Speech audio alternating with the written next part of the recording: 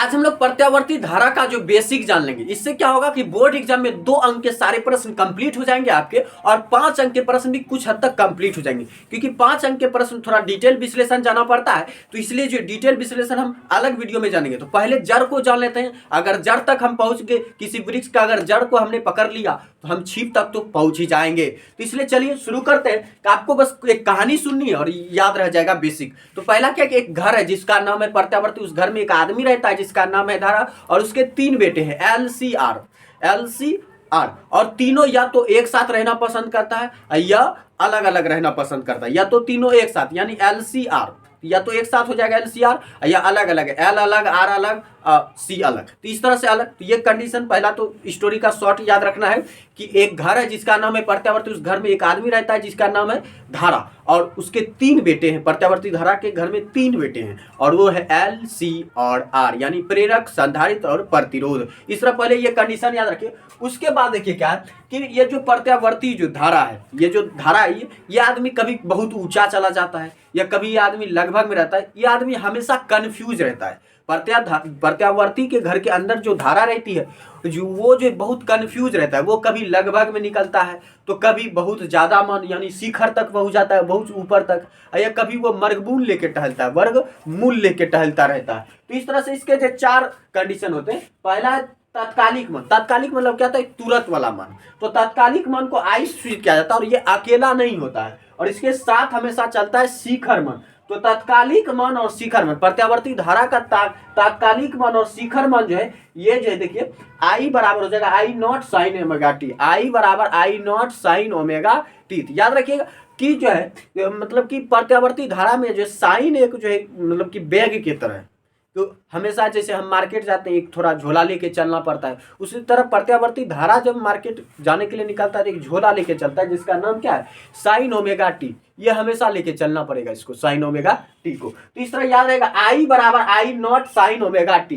तो ये जो क्या I क्या है? तात्कालिक मन, और शिखर क्या है? और शिखर मन क्या? I0। शिखर मन बहुत ज्यादा ऊंचा वाला मन। तो यानी प्रत्यावर्ती धारा जब महत्तम पे होती है तो उसके जो मन जो निकली जाती है वो होते हैं I0 में। उसके बाद देखिए क्या होता है? औसत या माध्य मन, यानी ये कंफ्यूज रहता है, इसको कभी पूरा का पूरा मन पता ही नहीं चलता, इसलिए ये लगभग में मन निकालता है हमेशा। और लगभग वाले मन को हम IAB कहते हैं। AB यानी एवरेज। तो IAB बराबर हो जाएगा 0.6 गुना जो है I0, यानी शिखर मन के जो लगभग, शिखर मन के लगभग आधा होता है माध्य मन। शिखर मन के लगभग क्या होता है? आधा कौन होता है? वो होता है जो है माध्य मन। 0.6 1/2 के जो बहुत ज्यादा करीब है, इसलिए आप इस तरह भी याद सकते हैं कि शिखर मन का जो है अचानक जो आधा होता है कौन? माध्य मन। यानी IAB बराबर I एवरेज बराबर 0.693 गुना I0। उसके बाद क्या है कि एक वर्गमूल लेकर टहलता रहता है। तो वर्गमूल देखिए इसके नाम में ही वर्गमूल, या इसको कहते हैं वर्ग माध्य मूल मन, यानी एक बीच में ऐसे ही टपक जाता है, वो है माध्य। तो वर्ग माध्य मूल मन, या आप याद रखिएगा वर्गमूल मन। वर्गमूल मन भी याद रखेंगे, कोई दिक्कत नहीं, जब प्रश्न पूछे जाएंगे तो उसमें तो सही लिखा ही रहेगा वर्ग माध्य मूल मन। तो इस तरह भी याद सकते हैं वर्गमूल मन में एक वर्गमूल रहता है, वो 2 का वर्गमूल, 2 का वर्गमूल। तो IRMS बराबर क्या हो जाता है? I0 bye √2। I0 IRMS बराबर I0 बाय √2। I0 तो आप जानते हैं कि नॉट क्या है? शिखर मान। तो देखिए, तो इसको जो वर्गमूल मान को यानी वर्ग माध्य मूल मान को जो आभासी मान भी कहा जाता है। आभासी यानी कल्पना, ऐसे ये सपना देखते रहता है। प्रत्यावर्ती धारा जो ऐसे ही कल्पना करता रहता है, सपना देखता रहता है, एकदम एक ख्वाब में रहता है, आभास में रहता है कि उसके पास जो है I0 के साथ एक √2 है, यानी I0 के साथ एक √2 है, यानी IRMS बराबर I0 बटे √2। तो इस तरह ट्रिकी ढंग से अगर याद रखेगा तो आसानी से आपको याद रह जाएंगे। उसके बाद जो जैसे हमने शुरुआत में ही बताया था कि LCR जो या तो अकेला रहेगा या तो एक साथ रहेगा, या 2 नंबर उसके बाद याद रखना 13 और 23, या तो एक साथ रहेगा या तो जो अकेला रहेगा, और साथ में 2 नंबर लेके चलेगा 13 और 23। और इस तरह से 13 और 23 मैंने क्या बोला इसको भी याद रखना। जैसे मैंने बोला कि अलग अलग रह सकता है, L अलग, R अलग, C अलग। तो देखिए R परिपथ, L परिपथ, C परिपथ अलग अलग हो गया, एक साथ LCR, देखिए एक साथ हो गया LCR परिपथ। तो ये कंडीशन हो गई। उसके बाद मैंने क्या बोला? 13 23, यानी 1 नंबर में कौन है? L, और 3 नंबर में कौन है? R। तो इस तरह 13 हो गया LR परिपथ, LR परिपथ 13 हो गया। उसके बाद क्या है कि 23 यानी CR, 2 में C और 3 में R, इस तरह याद रहेगा CR परिपथ। इस तरह आपको 6 परिपथ याद रखने पड़ेंगे प्रत्यावर्ती धारा में। प्रत्यावर्ती सर्किट में जो 6 प्रकार के परिपथ होते हैं, उसकी सर्किट जो है 6 तरह के होते हैं, इस तरह याद रहेगा। उसके बाद एक सूत्र याद रख के चलना है हमेशा, I बराबर एप्सिलॉन बटे आर, I बराबर एप्सिलॉन बटे आर। उसके बाद क्या है कि जैसा रूप रंग धारा का होता है वैसा रूप रंग विद्युत वाहक बल का होता है। एप्सिलॉन क्या है तो विद्युत वाहक बल, तो जैसा रूप रंग धारा का चलता है उसी तरह रूप रंग जो एक ही साथ में चलता है विद्युत वाहक बल। तो I बराबर I not sine omega T था, तो यहाँ बस I के जगह E है, यहाँ I नॉट था तो यहाँ एप्सिलॉन नॉट हो गया। तो I किसके बराबर है, I not sine omega T को, तो ये झोला लेके हमेशा चलता है साइन ओमेगा टी। देखिए एप्सिलॉन भी लेके चलेगा, I भी लेके चलेगा, क्योंकि दोनों एक ही जैसा होता है, तो इसलिए तो I बराबर हो गया एप्सिलॉन बटे R, epsilon not sine omega T बटे आर। इस तरह आपको याद करने पड़ेंगे। और उसके बाद देखिए सबसे पहला साइन याद रखना, आर का साइन इस तरह से होता है, जो एल का प्रेरक का साइन इस तरह से होता है, और जो संधारित्र का साइन इस तरह से होता है। तो ये साइन आपको कम से कम याद रखना चाहिए परिपथ बनाने के लिए, ये आपको बहुत जो याद रखने पड़ेंगे, क्योंकि परिपथ बनाना भी फिजिक्स में बहुत ज्यादा जरूरी है। नहीं डायग्राम बनाएंगे तो 1 नंबर ऐसे भी कट जाएगा आपका, तो इस तरह याद रखेगा। उसके बाद देखिए क्या कि प्रतिरोध तो खुद प्रतिरोध है, लेकिन एल में जब प्रतिरोध उत्पन्न होता है, यानी प्रेरक में जो प्रतिरोध उत्पन्न होता है उसको प्रतिघात में गिना जाता है प्रतिरोधी, बस उसका अलग नाम हो जाता है प्रतिघात। तो एल में था तो एल क्या है, प्रेरक, तो प्रेरक था तो प्रेरक में जो प्रतिरोध उत्पन्न हो उसको हम कहते हैं प्रेरणिक प्रतिघात। वहीं पर संधारित्र में जो मतलब प्रतिरोध उत्पन्न होता है उसको धारितीय प्रतिघात कहते हैं। यहाँ जो सी है ये संधारित्र की धारिता होती है, तो सी परिपथ, तो सी परिपथ में आपको बस याद रखना है। देखिए एल परिपथ में था आई नॉट बराबर epsilon not by omega L, वो है ओमेगा एल। तो प्रेरक में हमेशा ओमेगा एल होता है, वहां पर प्रतिरोध क्या होता है, ओमेगा एल। और यहाँ पर जो संधारित्र में क्या होता है 1 बटे ओमेगा सी, 1 बटे ओमेगा सी। बस यही अंतर आपको लेके चलना है कि एल में ओमेगा एल, सी में ओमेगा सी, एल में ओमेगा एल और सी में ओमेगा सी, और वो भी 1 बटे ओमेगा सी। इस तरह आपको याद रखने पड़ेंगे। उसके बाद क्या है कि एल आर परिपथ, एल आर परिपथ क्या है कि आई बराबर एप्सिलॉन बटे root under R square plus XL square, root under R square plus XL square. और एक्सएल स्क्वायर जो है ये जो पूरा जो है ये जेड स्वीट होता है, तो जेड बराबर क्या हो जाता है root under R square plus XL square. इसको कहते हैं प्रतिबाधा, प्रतिबाधा। तो एल आर परिपथ में जो प्रतिरोध उत्पन्न होता है उसको हम प्रतिबाधा कहते हैं। एल आर परिपथ में जो प्रतिरोध उत्पन्न होता है उसको हम क्या कहते हैं, प्रतिबाधा कहते हैं। तो ये भी आपको याद रखने पड़ेंगे।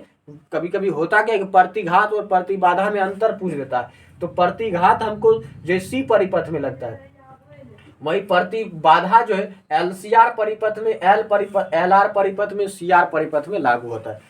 इस तरह आपको याद रखने पड़ेगा। तो प्रतिघात अकेले फॉर्म में रहता है, जैसे एल परिपथ है, सी परिपथ है, यहाँ प्रतिघात है। जब डबल में है एल आर परिपथ, सी आर परिपथ, एलसीआर परिपथ डबल में, तब वहां पे प्रतिबाधा हो जाती है। तो है सब प्रतिरोधी, प्रतिघात भी प्रतिरोध है, प्रतिबाधा भी प्रतिरोध है, तो ये है प्रतिरोधी। इस तरह आपको याद रखने पड़ेगा। और उसके बाद क्या है देखिए एल आर परिपथ में इसका डिजाइन जो तैयार किया गया आरेख, उसमें देखिए तो एल आर तो एल का साइन और आर का साइन, इस तरह याद रखेंगे। और दोनों का अलग अलग वोल्ट भी होगा, तो एल का वोल्ट बी एल और आर का वोल्ट बी आर। इस तरह से चित्र अगर आप तैयार कर देंगे तो आसानी से आपको जो नंबर मिल जाएंगे। उसके बाद देखिए प्रतिबाधा को जो अलग से पूछा जाता है, कभी कभी एलसीआर प्रतिपथ आपके लिए बोर्ड एग्जाम के लिए बहुत ज्यादा महत्वपूर्ण है एलसीआर परिपथ, क्योंकि इसमें कभी कभी होता है कि एलसीआर परिपथ का जो आरेख पूछेगा उसका थोड़ा विश्लेषण पूछेगा, या एलसीआर परिपथ में कहेगा प्रतिबाधा, तो स्पेशली प्रतिबाधा भी पूछ सकता है। तो स्पेशली प्रतिबाधा जो जेड बराबर हो जाएगा root under R square plus XL minus XC,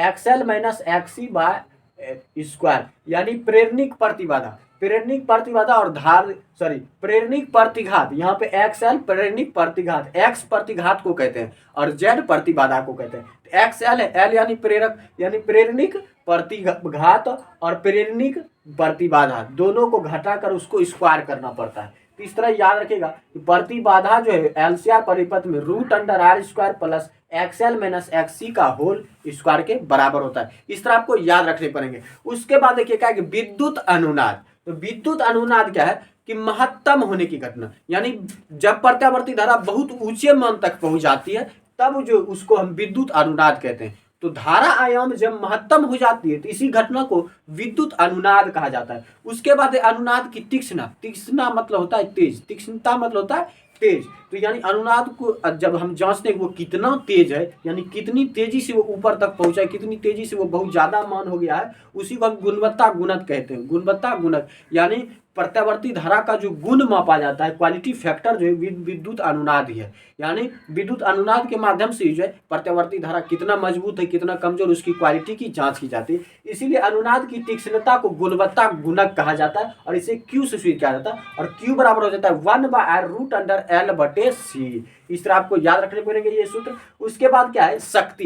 तो शक्ति देखिए क्या होता है कि P बराबर एप्सिलॉन इंटू आई गुना cos फाई। cos फाई क्या है, वो है शक्ति गुना। याद रखिएगा P बराबर ई आई cos फाई। ई आई को या एप्सिलॉन इसको पढ़िएगा। P बराबर एप्सिलॉन आई cos फाई और cos फाई क्या है, शक्ति गुना। cos फाई क्या है, शक्ति गुणन। R प्रतिरोध, Z प्रतिबाधा। यानी प्रतिरोध और प्रतिबाधा को जब हम भाग देते हैं तब जो आंसर निकलता है उसी को हम क्या कहते हैं, शक्ति गुणांक कहते हैं। तब उसको हम क्या कहते हैं, शक्ति गुणांक कहते हैं। यानी प्रतिरोध और प्रतिबाधा के अनुपात को हम शक्ति गुणांक कहते हैं। तो ये शक्ति में जो शक्ति गुणांक का होना जरूरी है कि शक्ति अगर निकालनी प्रत्यावर्ती धारा की कितनी शक्ति है तो उसको निकालने के लिए एप्सिलॉन गुना आई और गुना शक्ति गुणांक करना होगा। यानी विद्युत वाहक बल गुना जो है आई यानी प्रत्यावर्ती धारा का मान और गुना शक्ति गुणांक। अगर ये तीनों का आप गुना करेंगे तब आपका शक्ति गुणांक मिल जाएगा। उसके बाद देखिए प्रत्यावर्ती धारा जो है बहुत ही खतरनाक धारा है, क्योंकि ये जितने कदम आगे चलती है उतने कदम पाछे भी चलती है। यानी कहने का मतलब कि प्रत्यावर्ती धारा ऐसी धारा होती है जो एक ही दिशा में चलती है और एक दिशा में जितनी ये आगे बढ़ती है उतनी दूरी विपरीत दिशा में भी चलती है। तो इस तरह ये धारा चलती है, जितना आगे उतना ही पीछे। ये भी याद रखेगा कि प्रत्यावर्ती धारा जितनी आगे चलती है उतनी पाछे भी चलती है और एक ही दिशा में चलती है। तो ये थी प्रत्यावर्ती धारा की बहुत ज्यादा ये खतरनाक है। इसको कंट्रोल सिर्फ एक ही मशीन से किया जाता है और उस मशीन का नाम है ट्रांसफार्मर। ट्रांसफार्मर से जो इसको कंट्रोल किया जाता है। तो ट्रांसफार्मर एक ऐसी युक्ति होती है जो अन्योन प्रेरण पे चलता है। अन्योन प्रेरण की घटना पे चलता है कौन, ट्रांसफार्मर। और उसी में जो है उसी से कंट्रोल किया जाता है प्रत्यावर्ती धारा को कि निम्न जो है वोल्टेज वाली धारा को उच्च वोल्टेज वाली धारा में बदल देते हैं और उच्च वोल्टेज वाली धारा को निम्न वोल्टेज वाली धारा में बदल देते हैं। तीसरा, ट्रांसफार्मर भी दो तरीके का हो जाता है। ऊंचाई ट्रांसफार्मर, जब हम निम्न वोल्टेज की धारा को उच्च वोल्टेज की धारा में बदलते हैं तब वो ऊंचाई ट्रांसफर हो जाता है। और वहीं निम्नाई ट्रांसफर क्या होता है कि ये जो है जिस ऊंचाई वोल्टेज की धारा को जब हम निम्न वोल्टेज की धारा में बदल देते हैं तब वो जो है अपचाई यानी निम्न क्वालिटी की जो है ट्रांसफार्मर हो जाती है। तो इस तरह से ट्रांसफार्मर भी दो तरीके के होते हैं, ऊंचाई अपचाई ट्रांसफार्मर।